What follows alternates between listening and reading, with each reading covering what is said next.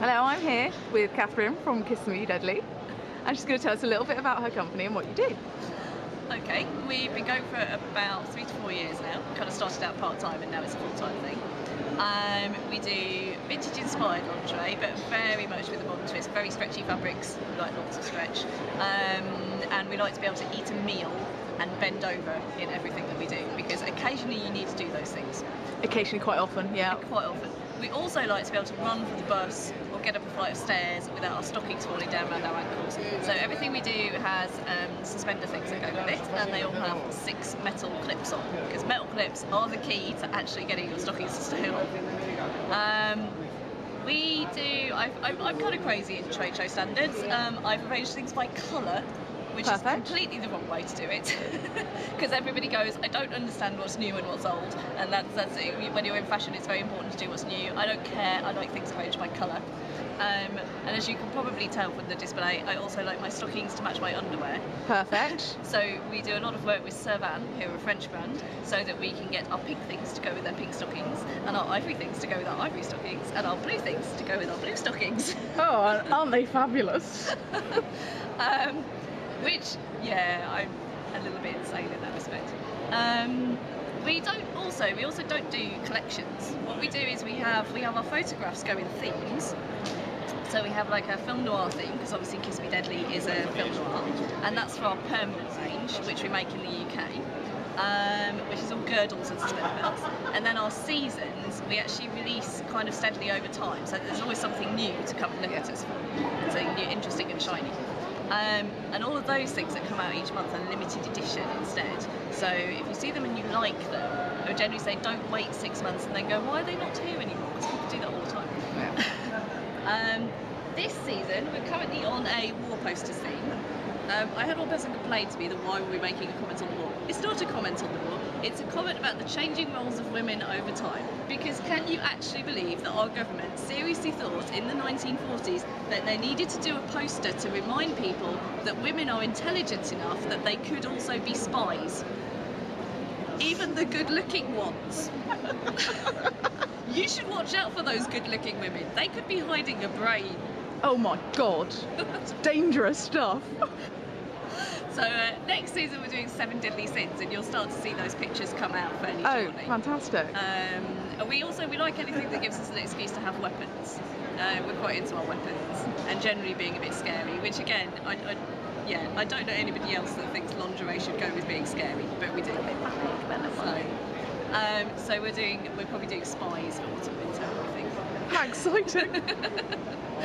We're like reading up on spies throughout the ages. Women who used to hide things in their hair, Ooh. like secret messages and things. The rings with the poison in? Haven't actually run across any instances of that actually happening. Oh, how But we're disappointing. working on it. We did find a spy, which was more of a kind of secret agent, who allegedly used to kill German soldiers with her bare hands. We like her. She sounded pretty She sounds awesome. quite cool. And another one who was in a gun battle.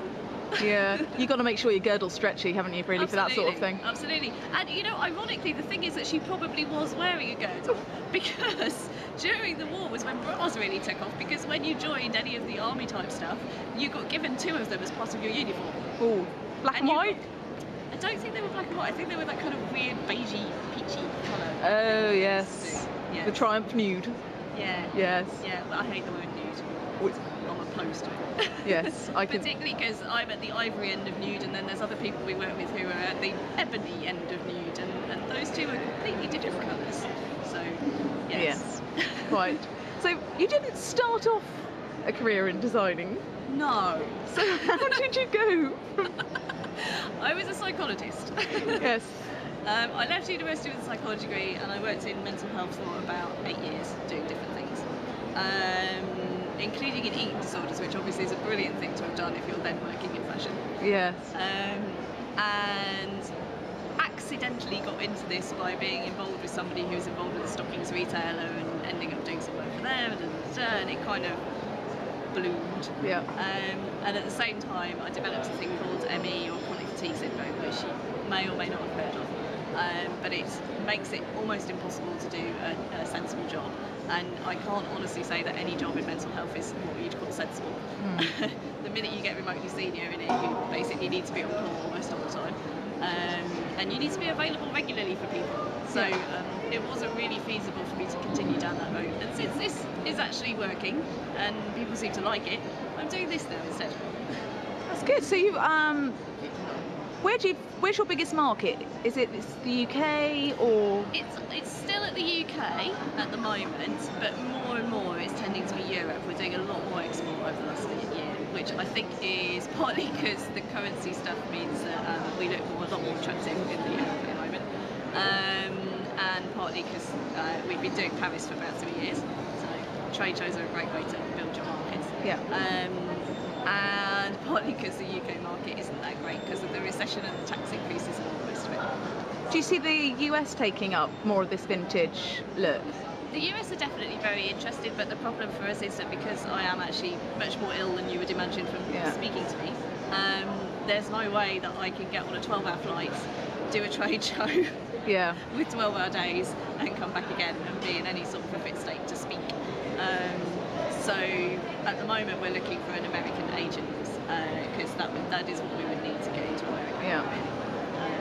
But thus far, no joy. So how do you choose your models? Where do you find them? Morgana, I had met through Lulu and Nush, who are an amazing corset shop in central London. They're the shop for the Fairy Gossamer website. Right.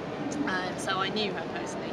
And I knew that she does an all-in-one package. So she is like the model, the photographer, the stylist, the hair, the makeup, the photoshopping afterwards. I'm sorry, but we have to Photoshop. Everybody does. Because everybody does, everybody has to. Until one of the big brands stops doing it, we can't. So Morgana pretty much does them from start to finish. Sometimes we use other models, and mostly I don't choose them from modelling agencies because our stuff on standard catwalk models tends to fall off. Yeah, you need a bit of hips and waist. Yeah, you need some hips and waist. You need some booty, and preferably you need some boot. Yeah. It's not completely essential, but the standard catwalk model is not ideal. No. So we tend to pull them instead from the kind of the alternative edge of modelling. And you'll see a few of the brands around here that do that. I mean, Velda has an amazing model on her stand who is, I think, a UK size 14, which is outrageous. It is outrageous, but she is enormously tall as well. She is enormously tall, and she's extremely statuesque and immensely beautifully proportioned. We do have to try to stick to people who are within our bra size range, which is kind of 34, 36 feet under sort of sizes. But I like somebody with a little bit of shape. I don't care about height. No. Morgana won't admit it, but she is petite.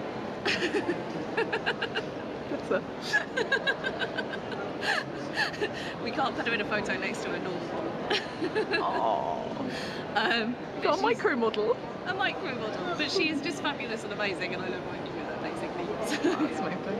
She's very, very creative, and she just... I've never seen anybody else who can handle a knife that well. I'm now slightly scared of Morgana. I haven't even met her. Plus, we are incredibly classy, as you can probably tell. So we were at a press event once, and she accidentally told somebody all about how fast you get drunk once you take a corset off, because she does a lot of corset modelling. And when they left, she said, "So who were they?" And I said, "Oh, Harrods." So, are you supplying Harrods recently? I don't think we'll ever be supplying Harrods. Quite apart from anything else, we're not at their price point. No. By Harrods standards, we're insufficiently expensive. Yes. You know, there's been such a sort of resurgence in, you know, vintage and retro styling. I mean, what do you think the main renaissance is down to? I think it flatters people. Yeah. I think that's it. I think it flatters people. At the end of the day, I hit my 30s, put on about a dress size, or possibly two, and thought, I don't want a thong. I like my knickers. We do a pair of knickers that goes from the knicker to here, and I'm liking that. That works on me. The same with the cinchers and the girdles. You know, we keep it sheer, we keep it sexy, but at the end of the day, for it to look good on me, generally, more is better. Lovely.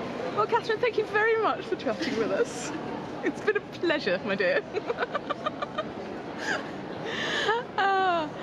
And hopefully we'll see you at the next show. Have a good show with lots of other brands that you're not allowed to have. Yeah, thank you. Bye.